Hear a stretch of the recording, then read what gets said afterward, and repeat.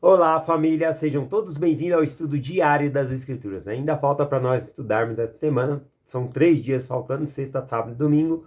E faltam 6 capítulos ainda para nós concluirmos. Hoje vou fazer um resumo aí do capítulo 47 e o 48, fazendo também um resumo da história de Amalaquias, tá bom? E ler alguns versículos aqui para fazer aplicação em nossas vidas. Então, começando um resumo aí da história de Amalaquias.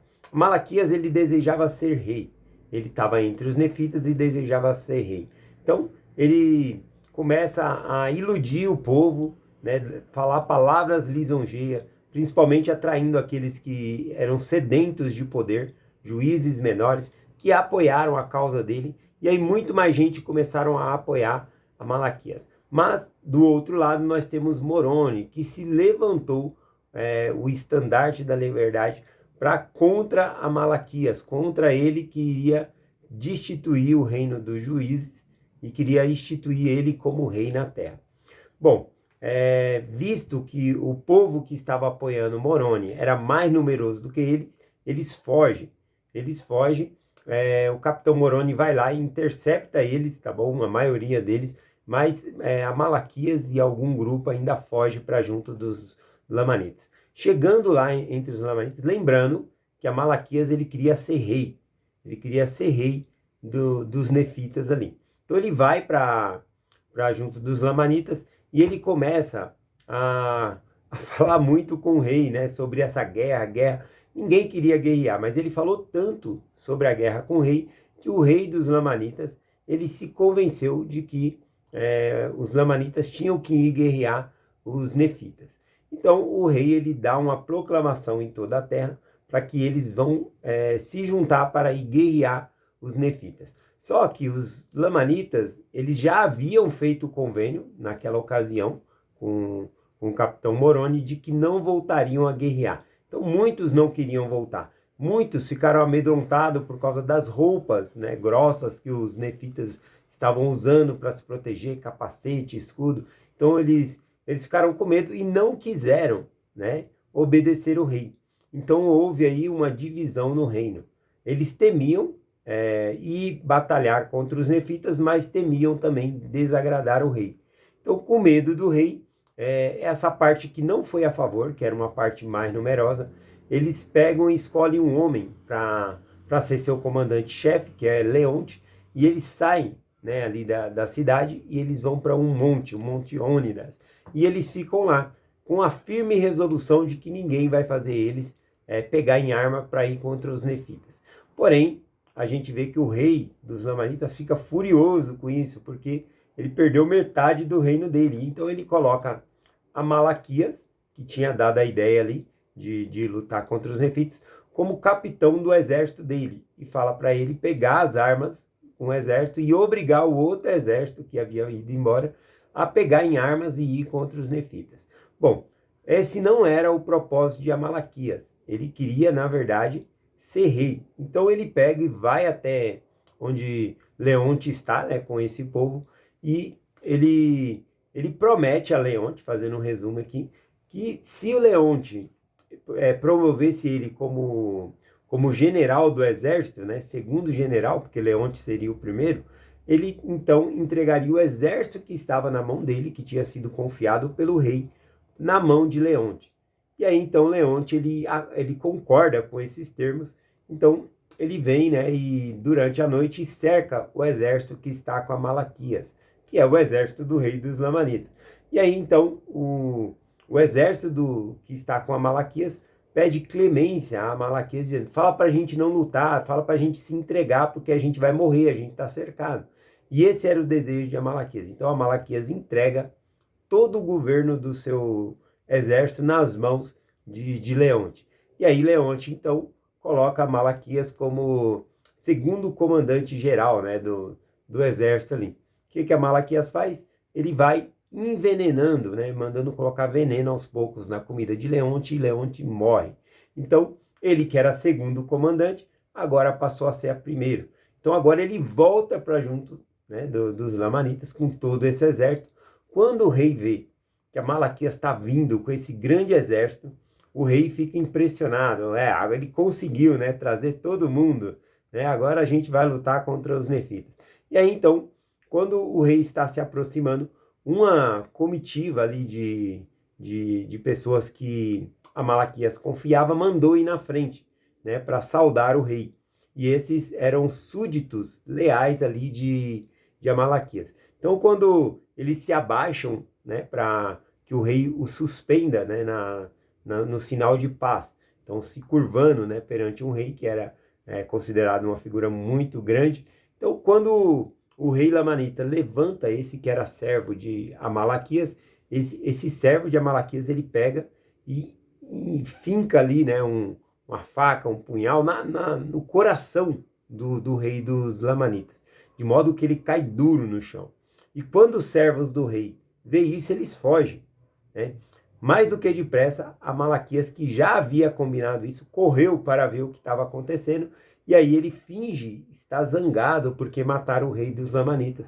E aí ele grita para o seu exército: todos que amarem o rei, persigam eles e matem esses servos do rei. Os servos do rei apunhalou o rei e fugiu. E aí então o exército persegue esses, mas eles fogem, eles conseguem fugir do exército. Então, Amalequias está ali com todo esse exército como general, o rei estava morto, então ele comandava todo o exército. Até a rainha, né, ficou com medo de Amalequias, falando para ele não fazer nada, né, no reino ali, não matar ninguém. E o que acaba? A rainha manda chamar Amalequias na presença dele para saber realmente o que aconteceu com o marido dela. E chegando lá, Amalequias leva justamente aquele que esfaqueou o rei, né, que apunhalou o rei ali, matou o rei, e outros que eram súditos de Amalequias. E todos eles falaram: nós vimos quando os servos dele apunhalou ele e fugiu. Então, e eles fugiram, isso não testifica contra eles. E aí então, dessa maneira, Amalequias ele ganhou a graça da rainha. E aí então ele pede ela em casamento. Surpreendentemente, ela aceita ele como esposo, e agora ele é o rei de todos os Lamanitas.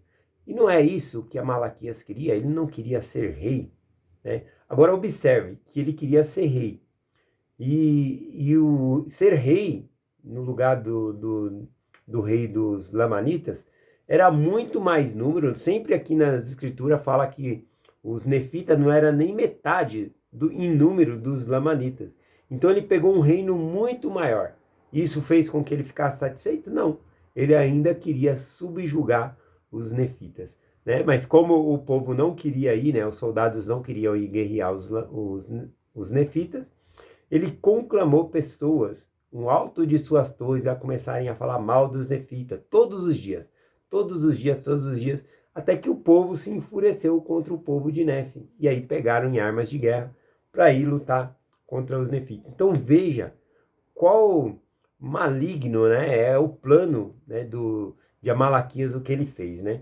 Ou seja, ele mentiu, né, ele trapaceou, enganou, matou, tudo isso para conseguir poder. E nada disso satisfez ele, né? Ele sempre estava buscando mais e mais, né? Mas tem algumas pessoas no jogo da política que não é questão de dinheiro. Já estão ricos, mas às vezes parece que não é agradar o povo ou ajudar o povo. Parece que quer perpetuar no poder, ficar sempre ali no poder, tá bom? Então, aqui, né, parece que nada era suficiente, então, para Amalequias. Tem um versículo que eu quero ler aqui falando sobre Amalequias, Alma 46, versículo 9, diz assim: sim, e também vemos a grande iniquidade que um homem muito iníquo pode fazer com que ocorra entre os filhos dos homens. Então, veja, né, um homem iníquo como Amalequias, quanto mal ele fez ao povo, quanto a destruição, e ele vai, né, lutar agora contra os exércitos dos nefitas também. Então veja quanta iniquidade um único homem. Aqui é uma representação do mal, né, como Lúcifer, né, na Guerra dos Céus, atraiu muitos para si, para fazer guerra, né, contra o plano de Deus, e ele e sua hoste, né, foram expulsos da presença de Deus ali. E aqui a Amalequias a gente vê a mesma coisa, um homem muito iníquo que está levando muita destruição a muitas pessoas aqui. Pelo outro lado, né, nós também temos a influência de homens bons, que influencia a gente para o bem e faz com que nós tenhamos mais vontade de guardar os mandamentos. Não que a gente vendo as pessoas vai dar vontade de guardar os mandamentos, que as pessoas são espelhos de Cristo. As pessoas tentam refletir o amor de Cristo. Então a gente vê Cristo nas pessoas. Tá bom? E as pessoas também devem ver Cristo em nós.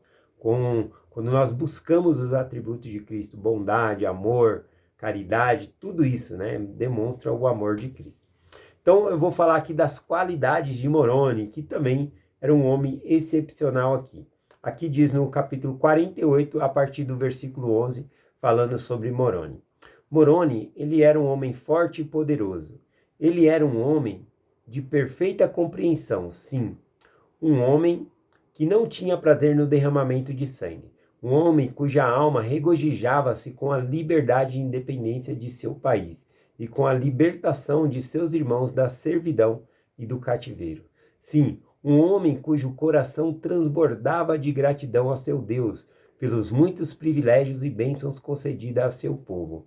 Um homem que trabalhava infatigavelmente pelo bem-estar e segurança de seu povo. Sim, ele era um homem firme na fé em Cristo e havia prestado juramento de defender o seu povo, seus direitos e o seu país e sua religião, mesmo com a própria vida. Então veja quantas qualidades, né, em um só homem aqui como Moroni. Isso porque ele se espelhava em Cristo. Ele é, como diz a escritura aqui, né, um homem firme na fé em Cristo, buscando sempre a Deus. E isso fazia ele ser uma pessoa melhor. Eu gosto muito do versículo 17, né, que é no capítulo 48 aqui, eu acho que é o versículo mais conhecido, falando sobre Moroni, dizendo: Sim, em verdade vos digo, que se todos os homens tivessem sido e fossem e pudessem sempre ser como Moroni, eis que os próprios poderes do inferno teriam sido abalados para sempre. Sim, o diabo nunca teria poder sobre o coração dos filhos dos homens. Bom, aqui é Mormon, né, fazendo um resumo, e ele pega essa parte do Capitão Moroni e escreve isso sobre ele, sobre as muitas qualidades que ele enxergava ali em Moroni, né? E ele tanto gostava assim do Capitão Moroni, que ele mesmo, quando ele teve um filho, ele colocou o nome do filho dele de Moroni, né? Acredito que seja uma homenagem, né, a ele. Moroni, a gente viu aqui na história que ele começou a ser capitão do exército dos nefitas com 25 anos.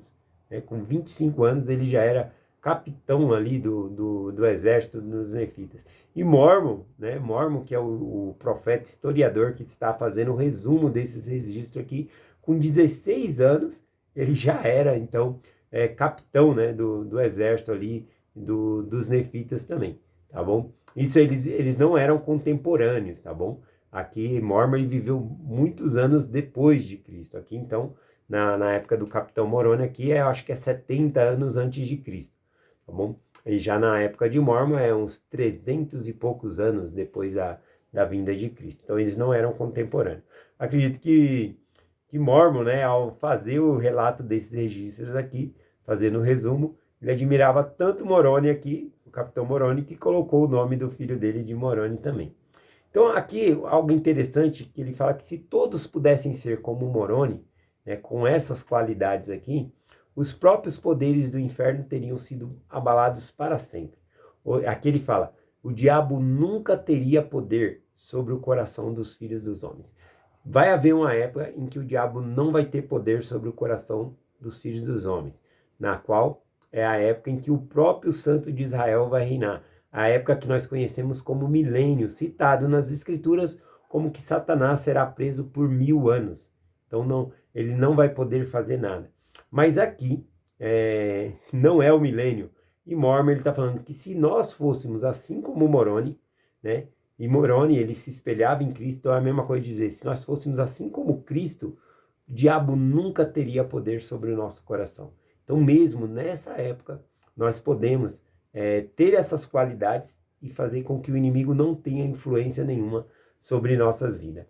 E não só Moroni, né, nessa época de guerra, ele era tão importante, mas vários outros aqui se igualavam a Moroni, tá bom? Então, às vezes a gente pode pensar, mas Moroni, eu não sou igual Moroni, né? Mas veja o que fala de Moroni em relação às outras pessoas aqui também. Versículo 18 e o 19, de Alma 48. Eis que ele era um homem como Amon, e o filho de Mosias. Sim, e também como os outros filhos de Mosias, e também como Alma e seus filhos, porque eram todos homens de Deus. Eis que Elamã e seus irmãos não prestavam menos serviço ao povo do que Moroni, porque pregavam a palavra de Deus e batizavam para o arrependimento todos os que davam ouvido às suas palavras. Então veja que Elamã e os outros missionários que estavam pregando, eles tinham o mesmo valor que Moroni, não prestavam menos serviço do que ele, tá bom? Então todos nós, no nosso humilde serviço ao Senhor, também podemos nos igualar como Moroni aqui, tá bom? Então a gente estudou aqui hoje, falando de Amalequias, né, o quanto mal uma única pessoa pode fazer, tá bom? Mas também a gente vê como o qual bem uma única pessoa pode influenciar muitas e muitas pessoas, tá bom? Então estou fazendo aqui esse resumo aqui do capítulo 47 e 48, e eu acho que a gente vai ter que voltar nesse capítulo aqui um pouquinho amanhã, por conta do tempo, né? Já está avançando aqui. Eu queria falar um pouquinho mais sobre a estratégia, né, que a Malaquias. Eu fiz um resumo aqui, mas eu queria compartilhar um pouquinho sobre a estratégia que a Malaquias utilizou para destruir o povo, para conseguir o poder que ele teve, tá bom? Isso vai nos ajudar também a ser firme em Cristo. Então amanhã a gente volta um pouquinho nessa história aqui. Então é essa mensagem que eu compartilho com vocês hoje, em nome de Jesus Cristo. Amém. Até amanhã.